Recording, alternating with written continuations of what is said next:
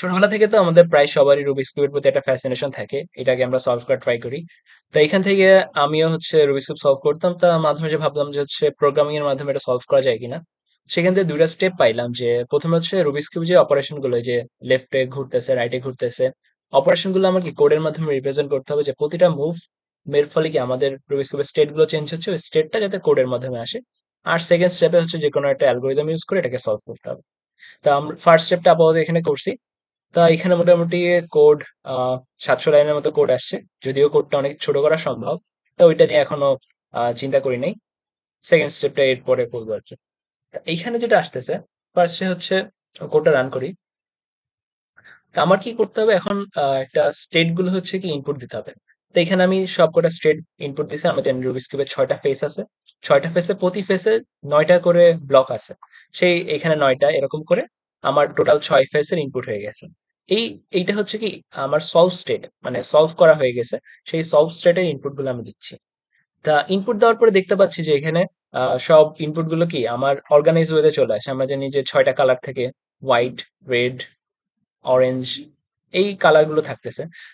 এই কালার গুলোকে আমার এখানে রুবিক্স কিউবটা নিয়ে নিছে। এখন দেখতে হবে যে যে অপারেশন গুলো আমি চালাতে চাই, যেরকম right clock wise, left clock wise, এই অপারেশন গুলো করলে কি আমার রুবিক্স কিউব যেইভাবে মুভ করে সেইভাবে সেম ভাবে মুভ করতেছে কিনা আমার কোডের মাধ্যমে যে রুবিক্স কিউবটা রেডি করা। তা আমরা ফার্স্টে রাইট ক্লক ওয়াইজ দিতে পারি। রাইট ক্লকওয়াইজ দিলে যেটা হয়, যে রাইট সাইডটা কি ক্লকওয়াইজ মুভ করবে। ক্লকওয়াইজ বলতে এইখানে উপর দিকে চলে যাবে সবকিছু। তাহলে এখানে দেখতে পাচ্ছি যে নিচে ইয়েলো ছিল, ইয়েলোটা উপরে চলে গেছে। এইখানে গ্রিন ছিল, গ্রিনটা উপরে চলে গেছে। আবার হোয়াইট ছিল, হোয়াইটটা কি আবার ঘুরে এসে নিচে চলে আসছে। এটা ফার্স্ট রাইট ক্লকওয়াইজ হইলো। এখন আরেকটা জিনিস হবে কি, এই রাইট যে হ্যান্ডটা আছে আমার, যে আর মানে কি রাইট সাইডটা, এটা কি করবে, এটা রাইট সাইডে মুভ করবে, ক্লকওয়াইজ মুভ করবে। সেটা কি হবে, এখানে দেখতে পাচ্ছি যে আমার ছিল 0 1 2 3 4 5 6 7 8। তো এইটা আমার দেখো এখানে 0 1 2 কি এইভাবে চলে আসছে।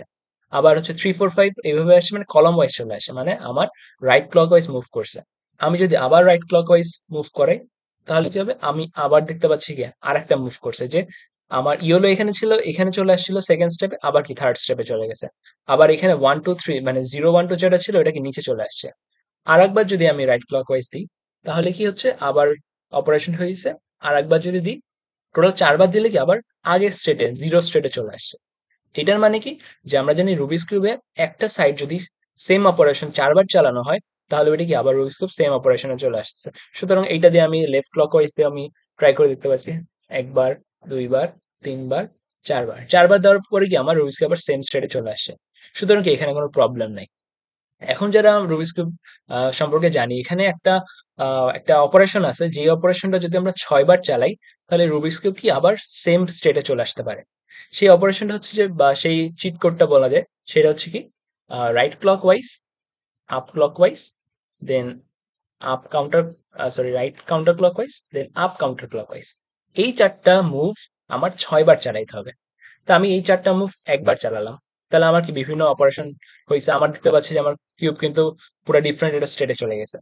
এই অবশ্য সেকেন্ড টাইম দিলাম, আবার অন্যরকম হয়ে গেছে। Third time, fourth time, fifth time, then six. Six time দেওয়ার পরে যে লাস্টে যে আলটিমেট স্টেটটা আসে, সেটা দেখতে পাচ্ছি কি আবার রুবিক্স কিউব সেম স্টেটে চলে আসে।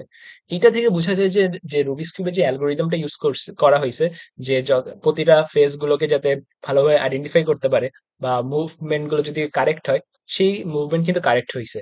আমি যেদিকে মুভমেন্ট করতেছি, আমি যদি আপার ক্লকওয়াইজ করি, তাহলে আমার দেখতে পাচ্ছি যে উপরে যে ফেজটা ছিল এখানে, এটা কি ক্লকওয়াইজ মুভ করছে।